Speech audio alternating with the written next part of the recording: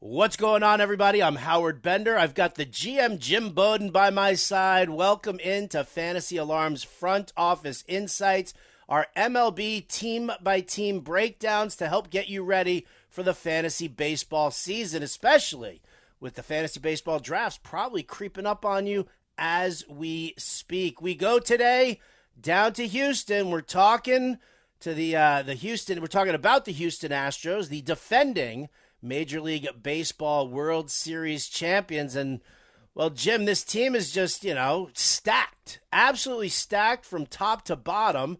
Last season, they won 106 games, only lost 56. That's so impressive. So impressive there. And then they turn around and they go, and I spoiler alert, they add Jose Abreu to this team here, Jim. So talk to me about Houston's offseason and what your expectations are from them this season. Yeah, I want to start with Jose Abreu, as you mentioned, a 3-year, $58.5 million deal. And this is a guy that's had, spent his entire career hitting close to 300 with 30 homers on 100 RBIs. And although he had a little bit of down year power-wise, home run-wise, he didn't double-wise, and he swung the bat really well. He's going to an elite lineup, a lineup that's used to the postseason, a lineup that has Jose Altuve and Alex Bregman and Kyle Tucker and Yordan Alvarez and Michael Brantley when he's healthy. And so that's going to mean runs and RBIs loaded up for Abreu. Now, the other thing is that short left field dimensions down there at Minute Maid Park where that train goes with all the oranges. Abreu hits a whole bunch of balls, right, that got caught at left field in Chicago. That's going to be a homer in that ballpark. So Abreu's value is just consistent, and I can argue it's going to be better than it's been the last couple of years. So I think he's a real good bargain where he goes in ADP at first base. I really do. So I'm glad you brought that up. They did lose Justin Verlander in free agency. That was a mistake for a team that won the World Series. They should have brought him back on a 2-year deal. I think Houston erred there. Verlander's having a great spring, by the way. And I can argue Verlander may be the best pitcher in fantasy this year, the way he's throwing the baseball right now. But anyway, getting back to what they did do, they brought back Rafael Montero, who sets up Ryan Presley on a 3-year deal, $34.5 million. And then you say to me, well, why is that important? He's a setup guy. Well, he's the next man up to get saves in Houston. So if Presley were to falter, Montero's a guy you want. If you draft Presley, I would handcuff him with Montero to protect yourself. I think that'd be a smart play there. What else did they do?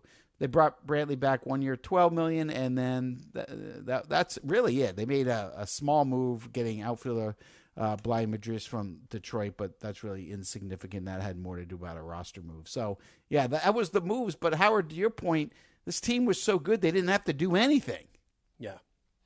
Yeah, I mean, they downgrade losing Verlander, but they upgrade strong on the offense with adding Jose Abreu. So let's talk about, from a fantasy standpoint, behind the plate, Martin Maldonado. First base is Jose Abreu. Jose Altuve at second. Bregman at third. Jeremy Pena, who had a fantastic season for himself last year at shortstop. And then you've got Yordan Alvarez, Kyle Tucker, and then there's obviously Chas McCormick seems to be the one penciled in right now for center field, and then you've got Michael Brantley, who's banged up right now, and any of those guys could end up as the designated hitter. Well, I tell you, Jim, Tucker and Alvarez are first-round draft choices. Abreu is a top 6 first baseman. Bregman probably sits in the top 10 or 12 of third base. And then Jose Altuve still rated as the number 1 fantasy second baseman. So there's a lot of fantasy deliciousness around here. Yeah, it certainly is. I mean, I'd love to have an infield that had Abreu, Altuve, and Bregman in fantasy. I'd love to have Tucker and Alvarez in my outfield. I mean, I love those 5 guys in particular. And I think that Jake Myers could be a sleeper, right? Right now, he and Chas McCormick are going to probably play center and left with Brantley on the IL and Alvarez coming back with a hand injury. So they'll get an opportunity to compete. But, yeah, I mean, you want to take Tucker or Alvarez in the first round? I'm with you. You get Altuve at second, yeah, you got the best second baseman. I think Bregman bounces back, and I think the way the Astros are handling Altuve and Bregman's contract situation, they're going to be playing for a contract. So they have incentive to put up another good year as they try to win. So Position player wise, yeah, they're in a really good position, and you want to have as many of those 5 Astros as you possibly can have, because it's not just the fact that they're going to put up good numbers. It's the fact they all help each other. We talk about the importance of a stacked lineup. That's where runs and RBIs come in. That's 2 of the 5 categories.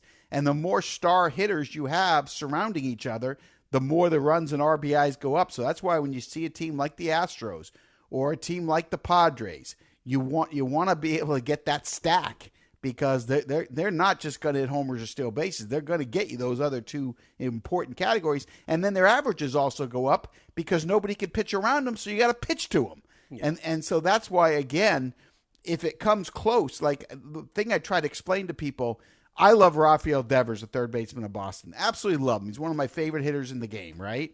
But there's nobody around him. So I'd rather let someone else take Devers early. I'll take Bregman later because I know what's around Bregman in the lineup. He's got a better chance to score and drive runs in because of what's around him, even if Devers is a better hitter at this point. It makes a lot of sense. Obviously, we talk about that, with surrounding lineup and where to go. I like the fact that you mentioned stacking. So if anybody out there who's talking DFS, that's definitely an angle to take. Let me ask you this one here. In the first round, both Yordan Alvarez and Kyle Tucker are first-round picks. I've seen, obviously with Alvarez and dealing with, he's just started swinging a bat, and getting himself back into, into proper form here in the spring. Who do you take first in that one there? Do you take Tucker because he's got the speed, or do you take Alvarez because he's got more power? Reality, I take Alvarez. Fantasy, I take Tucker. I love that you asked me that question because it's such the stark difference between reality and fantasy. Yordan Alvarez is a better hitter with more power. There is no reason why Alvarez can't, when healthy, and I'm not saying he's going to be healthy this year, but when healthy, he can hit 300 with 40 homers and 120 RBIs. He is that good. But in fantasy, Kyle Tucker, when you get 30 homers and 30 steals and maybe 35-35, you combine that with a good batting average, that's more valuable. He'll score more runs, and he'll be in the ballpark RBIs. So if you're asking me reality, I'm going to take Yordan Alvarez, and I'm hitting him third and looking forward to the damage. But in fantasy, that stolen base category where Alvarez doesn't give you any numbers and Tucker gives you 30, that changes the dimension of your fantasy team. So I take Tucker, no doubt, ahead of Alvarez in fantasy, and I take Alvarez over Tucker in reality. Okay, makes sense. Let's go to the pitcher's mound, and let's talk about it. With the loss of Justin Verlander, Framber Valdez, he steps in as the number 1. You got Christian Javier, Luis Garcia, Jose Urquidy, Hunter Brown. Lance McCullers still dealing with injury right now, so he's not going to be back for a little while. Talk to me here about the rotation. Can Framber Valdez be your anchor ace in fantasy? No. If he's your number 2 starter or 3 starter, I like it. One of the things, and I like Framber, and look, I'm the first one to say that I think he and Carlos Rodon are the 2 best left-handed starting pitchers in the American League. So understand, I love Framber. Framber is a tremendous ground ball rate. The lack of the shift, banning the shift, is going to hurt him more than most pitchers, just because of how many ground balls he gets. So there will be regression in ERA. That being said, he should lead this team in wins and will have a respectable ERA. He's not going to be amongst the leader in strikeouts. A guy like Rodon's going to strike out more, as an example, when he's on the mound and healthy. But I like Framber Valdez a lot. I kind of feel like in fantasy you need to focus on strikeout guys. When you take that your anchor, you want to have 200-plus strikeouts with that anchor, I think. Right. But again, I would love to have him, and if wins is part of the formula that you're playing in a 5x5, for an example, Valdez has as good a chance of winning 15-20 as anybody else. Because even with the shift band, Altuve has great range at second. Pena's got great range at short. Bregman's got great range at third, and so that will give him an advantage. But I do think the ground ball rate and the new rules will hurt him a tad. ERA will go up some. Now, when we get the second starter, I love him, and I have been drafting him everywhere, and that's Christian Javier. I'm surprised I'm getting him at as many places as I am, but I guess when I look at it, he hasn't done what I think he's going to do, so I think he's a bargain. And so I'm a big Javier fan. He misses bats at a very high level. He's at that young age. He just got the long-term contract from Houston. He doesn't have to play for a contract. He can just go out and have fun. He doesn't have to worry about, is he going to relieve or is he going to start? Where are you going to put him? Now he gets to just start. He's one of those young, I like a lot of those young starters that are in their mid-20s that are ready to just bust. You know, guys like Tristan McKenzie in Cleveland, guys like Logan Gilbert in Seattle, and Javier. That's kind of my sweet spot that I go for in most drafts because I take position players early. Mm-hmm. But I love Javier. So when you talk about the starting pitchers, Javier and Valdez of Houston, yeah, I'd love to have them on my teams, Howard. All right. A little deeper, Luis Garcia. Hunter Brown, I do realize I kind of watched some film on Hunter Brown. Seems to be having some command issues right now in the spring. How concerned are you on that? Well, I'm glad you brought it up because that is Hunter Brown. Okay, so he's got the stuff of an ace. He's got the stuff of being a number one starter, and he has the control and the command of being at the back of the rotation in Houston or in the minor leagues. But Davey Johnson, who managed for me for many years in Cincinnati, who I don't know how many times he won 90 games, 7 times in the big league, something like that, always said that command and control is the last thing to come for these guys. And it is true. That is the case. It will come for Hunter Brown. I'm not sure it comes this year, to your point. So I'm not so sure this year isn't, some growing pains. But he's going to get the opportunity out of the gate as one of their starters, along with Luis Garcia and Jose Urquidy, Javier and Valdez, because McCullers has that elbow issue that's going to have him start the year on the injured list. So he's going to get the platform to see if he can improve in that area, but he has to improve. Now, he's got the right catcher in Martin Maldonado putting the fingers down. He's got the right guy to help develop him.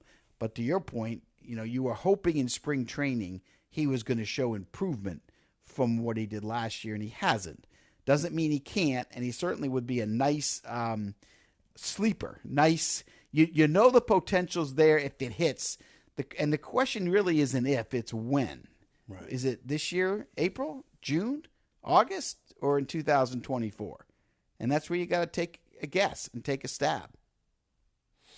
All right, that makes sense. Definitely makes sense. Let's move to the bullpen. Obviously, we talked about this before. Ryan Presley is the top guy for saves. You like Rafael Montero as a nice little handcuff, just in case anything happens. You go deeper into the pen.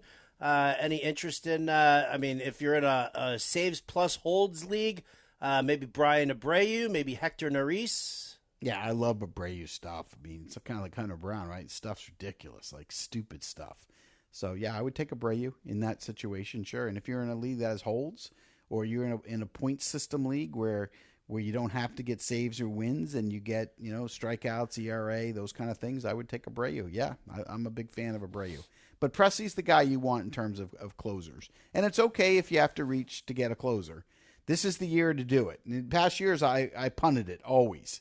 Mm-hmm. This year, I kind of feel like you need to have a guy that is going to get you saves. Presley's one of those guys. So if you don't want to take in the third round, if you don't want to go Clase or Edwin Diaz, or you don't want to take Hader in the fourth or the fifth, and you want to wait a little bit to get the Jordan Romanos or Ryan Presleys, that's okay. But you're gonna need to get proven saves in drafts this year. In the past, I've always said I can stream them. Don't worry about it. I'll beat you anyway, which I have. This year, looking at the numbers, looking at the way managers are handling closers now, I'm completely changed, and I really feel like you can't be left empty-handed. I knew we could wear you down at some point, Jim. I knew we could do it. Not happily. Mark it down, people. The moment that you just listened to this is the moment that Jim Bowden finally turned the corner on the closers. It is. It's a tough year for it. There's no doubt about it. It's a very, very tough year for it. And with the way that these top-tier closers have been elevated in drafts, it's very, very evident. All right, so all sorts of great stuff here from the Houston Astros at the big league level. Jim, let's talk about their farm system. You know, what are we looking at as far as prospects on the horizon? If a major injury happens, is there somebody who could get brought up? Or, for the same token, are there prospects here that maybe if something happens that Houston has in their pocket to trade a couple of blue chips and maybe get themselves some better help? Yeah, well, they certainly can do the latter as well. But I'll talk about guys that could help. So you and I talked to Dana Brown on one of our shows here, and the GM of the Houston Astros, and he kept talking about Corey Lee, right? Every time we asked him about Martin Maldonado, the catcher, he kept talking about how much he likes Corey Lee. He doesn't qualify as a rookie, I guess, and really not technically in the farm system. He appears to be backing up Maldonado, but Corey Lee is a guy to kind of look at as, if Maldonado doesn't hit at all, they might give Corey Lee a shot. Now, down the road, they've got a catcher named Yainer Diaz who they like more than Corey Lee, who they think's got a chance to be a guy. So Yainer Diaz is a guy in a dynasty league you may want to take a look at, maybe take a little sniff, maybe tinkle on your toenails on him. Now, in addition to that, there's a sleeper outfielder that Dusty Baker has talked to me about in the past, and he's under the radar, and no one sees him or knows him or talks about him. But there's an outfielder by the name of Pedro Leon, who I'm told by Dusty Baker that he's got all kinds of tools. Now, I know that James Click, the former GM of the Astros, wasn't a fan. Really questioned his hit tool. Dana Brown, I think, will be more open-minded on Pedro Leon than James Click was. So I don't know if Dusty's going to push for Leon. I don't know if Leon's going to impress Dana Brown. But just knowing that the big league manager, in this case Dusty Baker, likes him so much and likes his tools, he's kind of one guy that I'll put my right eyelash on. Okay. All right. I like that, and I like the open mind there for Dana Brown on that. Jim, true or false? Dana Brown got his first job in Major League Baseball hired by you. Well, not the first job, actually. Omar Minaya actually was the first guy to hire him. But when I went to and took over the Washington Nationals baseball team, Omar Minaya went to the New York Mets, and the first guy he came calling was Dana Brown, wanting him. And I did not give permission. I signed Dana to a 3-year contract, and I told Omar Minaya, because at that point the Nationals were being sold. And I didn't want to stand in the way of employees, so I told Omar he could have any employee he wanted in the baseball operations front office from when he was there, except Dana Brown. But if you want anybody else, you can have anybody and everybody, but you can't have Dana. And I told Dana this at the time, and I told Dana that I would take care of him, and he has ever been grateful and thanked me, because in all his years, he never got a 3-year deal from anybody, not with the Blue Jays, not with the Braves, and he's always been very appreciative. So I'm a big fan of Dana. I'm rooting for him in this job. I know he can do it. He's done everything in this sport, and so I think he's ready for the challenge, and he certainly has the cards to win with, Howard. I mean, I'd like to go to Vegas with the hand he's been dealt. I'll tell you that right now. Definitely been dealt a fantastic hand. I mean, come on. I mean, he just took over the World Series champions, and he's got a stacked lineup, and he's got great pitching. So I like that. So you have strong knowledge of Dana Brown and the type of GM he has, that he is. Is he going to be aggressive? Like, if there's a need, is he going to fill that immediately? Yeah, he'll pull the trigger. The question is, how much power does the owner, Jim Crane, have? I mean, I get the impression this is Jim Crane's team, that he's the Jerry Jones of the Houston Astros, and he's the one that's going to make the final calls, and Dana's going to bring his ideas. Now, I will tell you that Dana will fight and argue for what he wants to do, and he will be relentless in doing that. But this is Jim Crane's baseball team, and so I can't promise the deals he wants to make are going to get done, as is the case with a lot of major league teams. But I can tell you, if he has the power and was given the autonomy to make the moves, he will absolutely pull the trigger. He will trade the prospects. He will promote the prospects. He will take the high school long shot 16-year-old kid. He is not afraid. And that's the one thing I love about Dana Brown. He likes athletes. He's not afraid, and he's developed into really one of the best evaluators in the game. And to the point of that, the Braves don't have Spencer Strider or Michael Harris II without Dana Brown. And Alex Anthopoulos, the president of the Braves, has told me that 5 different times. It was Dana that got those guys, and it was Dana that pushed for them, and Dana's the one that pushed them to the big leagues too. So they've got the right evaluator in Houston without a doubt. Now the question is, will the owner allow him the power to do the job, which isn't the case in a lot of franchises. Have we ever seen a Major League Ball club win back-to-back World Series with 2 different GMs? Not back-to-back, but we've seen the Boston Red Sox and their ownership win 2 World Series with Theo Epstein.